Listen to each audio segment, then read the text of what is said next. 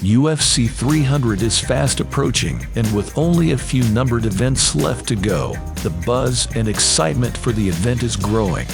With the UFC's third centennial event, this will undoubtedly be a major occasion for celebration. By the time UFC 300 rolls around, the promotion could look very different. New champions, new faces in the divisions, and everything else. But there are certain things that we think we might potentially see at the event, from returning fighters to a potential location switch-up. Here's our list of things we could see at UFC 300. The UFC merger under the Endeavor umbrella is still a young one, but by the time UFC 300 comes up, that could have changed. The two promotions are coming together to form a company called TKO.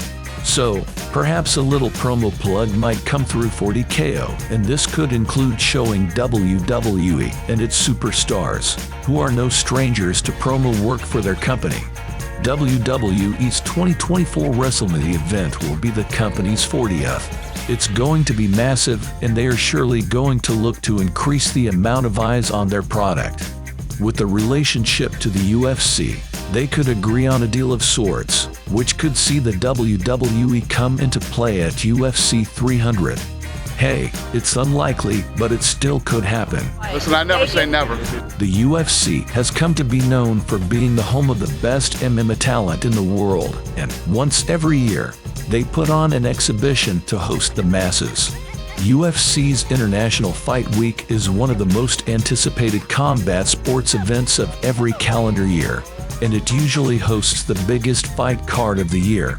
UFC 200, for example, was hosted during the 2016 International Fight Week.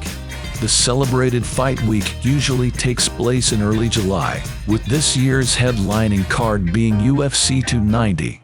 Given that UFC 294 is confirmed for later this year in October, this means that UFC 300 could creep up on fight fans faster than expected. If every month after October has one numbered event, that could see UFC 300 take place in April 2024.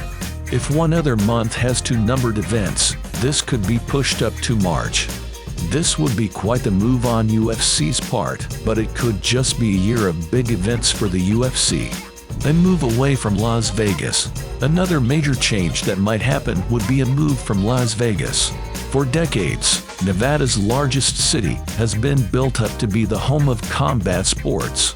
More especially with boxing, but with Vegas being home to the UFC, it's also become a central point for MMA.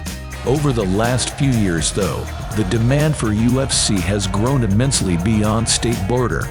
Whilst the UFC traditionally holds their major events in Las Vegas, UFC 300 could see the promotion opt to do things a little differently.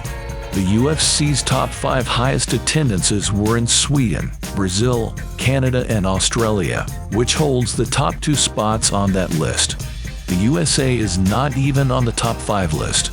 So yes, the UFC could decide to host the event in the US, Vegas, or otherwise, but they would probably draw a bigger crowd elsewhere. The world is essentially the UFC's oyster, and it's up to them what they do with that.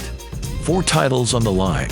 The UFC is as stacked as ever, and this could see the UFC 300 event have more than 3 titles on the line. The bigger events have hosted 3 titles on the line, but to turn it up a notch, the UFC might decide to push the envelope a bit. Everyone is going to want to be featured on that card, especially the champions. Most might have to settle for the PPV events leading up to 300, whilst others will land on the ones after it's all said and done. But the UFC will probably try to accommodate as many as they can, and this could lead to an unprecedented 4-title headlined PPV. It could even be more than 4 titles, but perhaps that number would be most comfortable. A heavyweight main event. One thing about MMA fans, we love a good heavyweight clash. Whilst the number of titles that could be on the line is highly debatable, one thing that is almost certain is that the heavyweight championship will be amongst those being contested for. Of course, a lot could change between now and then, but with Jon Jones leading the 265libras, it's an almost guaranteed main event top contender. Stipe Miocic is in the title picture right now and could remain in that position for a bit longer. Several other heavyweight contenders are rising through the ranks and could push to find themselves in the top spot come UFC 300. Not to mention, Francis Ngannou could make a reappearance.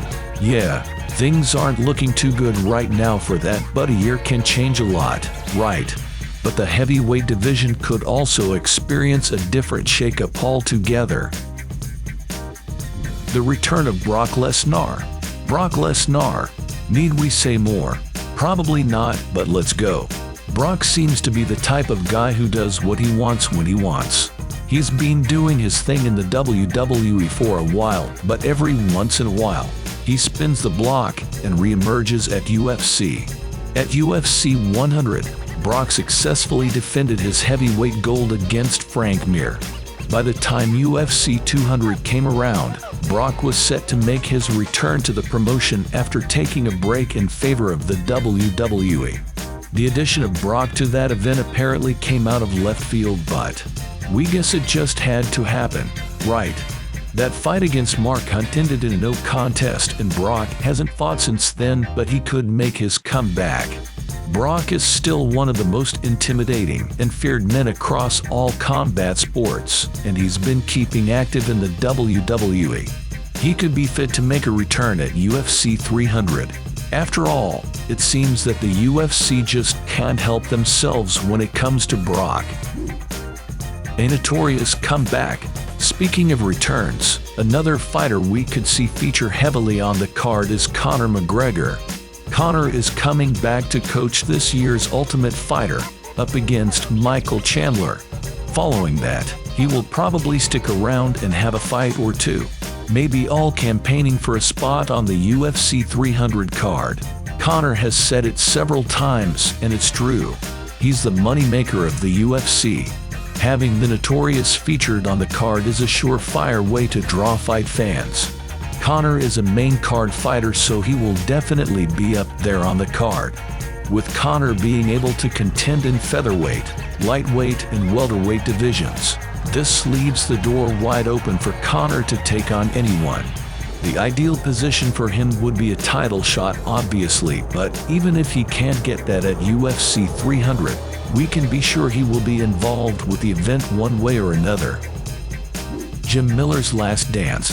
UFC 300 is going to be chaotic one way or the other, but amidst all that pandemonium, some great and historic moments are sure to take place. One of the things that absolutely has to happen at UFC 300 is Jim Miller being on the card. It doesn't matter where on the card he is placed, he just has to be on it. With over 50 fights in his pro career, Aton has been in the game for a while. Matter of fact, he featured on both UFC 100 and UFC 200. He's still active on the roster and has expressed interest in taking part in the promotion's third centennial celebration as he bows out of the game. And you know what? He deserves it. He's one of the longest standing fighters and absolutely deserves to get his flowers. And what better stage than at UFC 300? Well, if he waits a few years, he could do UFC 400. One thing that is for sure is that UFC 300 is going to be massive. With about a year or so to go, a lot could change. It will certainly be interesting to see all that happens in the build-up to the event. What do you think we could see at UFC 300? Thanks for tuning in to Fight Source. Join us next time for more news and analysis from the world of combat sports.